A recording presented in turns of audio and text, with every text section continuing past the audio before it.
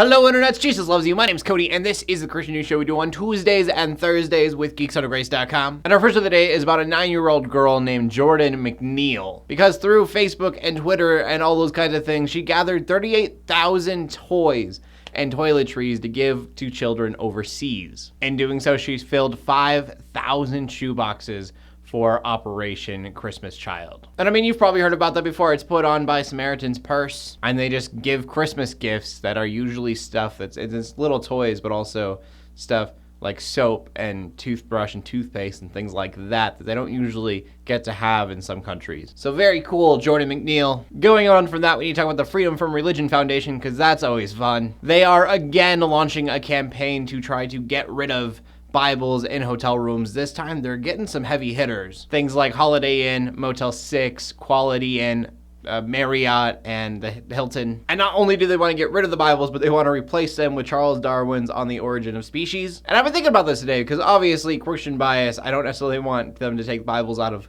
hotel rooms. I think it's helped a lot of people. I think that maybe they shouldn't just be regular Bibles, but maybe study Bibles or Bibles that have certain verses picked out to help people in certain situations. The question that came to my mind was, why does it matter if there's a Bible in a hotel room?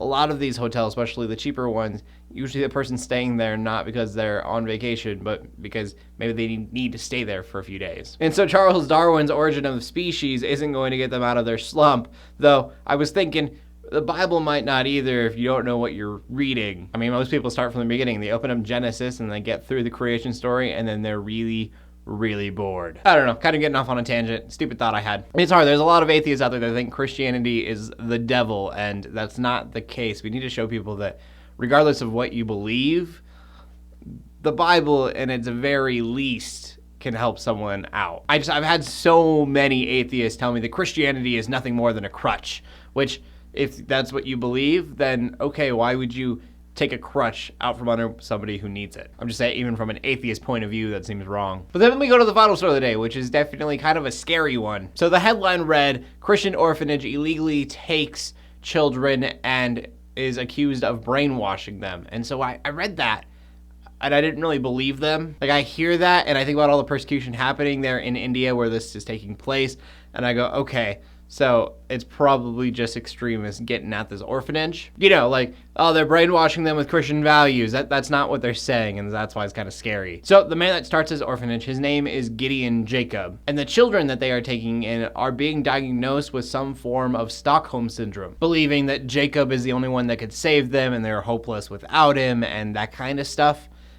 Creepy. Jacob obviously saying this is not the case, or at least that is not what he was trying to do. Regardless, he is being removed, and they are bringing in a committee of people to be running the orphanage instead of him, which, whether or not it's true, people think it's true, so that's a good thing no matter what. I just think that a committee for these kind of projects is a good thing anyways. The other part of this he's being accused of, which is under investigation, is whether or not he is illegally bringing children in, to which he said kind of yeah. He says many of the children that are brought to the orphanage are kind of just left there on the doorstep, which is illegal for the parents to do, and because of that, they don't really leave a phone number, and thus you don't get documentation because they're not going to stick around to fill out paperwork. So I guess main point, I don't know this man's heart. I don't know if he was trying to manipulate these children or if it just happened. But the fact that they are finding reasons to believe that it has happened, that they do have some form of Stockholm syndrome, it's good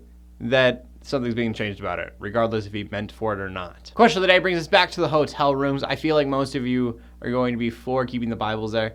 Do you think that Bibles should be removed? Should they not be? Should something be in place of Bibles at hotel rooms? I still like my idea of kind of a study guide Bible that shows you what verses to look up. That's just me. I'm sure that most of you aren't for Charles Darwin, The Origin of Species. I could see that like alongside the Bible. Then you're learning two different things if maybe you're not interested in the Bible. I don't know. I just know that if someone is desperate for answers living in a motel room, I don't think that Origins of Species is going to be helping them. But as always, I want to know what you guys have to say, so please leave a comment in the comment section down below with your answer. Make sure you check out geeksondergrace.com for more geeky content. My name's Cody, Armour, bringing Christian news in a not so boring kind of way every Tuesday and Thursday. In closing, let the haters hate, let the Christians pray, and to everybody like, subscribe. I will see you later, and God bless.